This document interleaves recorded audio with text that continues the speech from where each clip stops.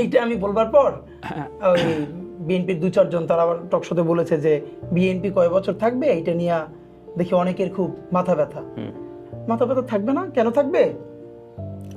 BNP ডুবলে একা ডুবে না কখনো, এটা আমি অনেকবার বলেছি। সে বাংলাদেশকে নিয়ে ডুবে। এখন পর্যন্ত বিএনপি যে কয়বার ডুবছে, আপনার কি মনে হয় বিএনপির যত ভোট ব্যাংক এটা শুধু বিএনপির ভালোর জন্য হয়েছিল? না, বিএনপি ভোট পাইছিল এন্টি আওয়ামী লীগ। মানুষ আওয়ামী লীগের অত্যাচার নিতে পারে নাই, তাহলে তাদের একটা পরিত্রাণের জায়গা কোথায়? দেশপ্রেমিক বিএনপি।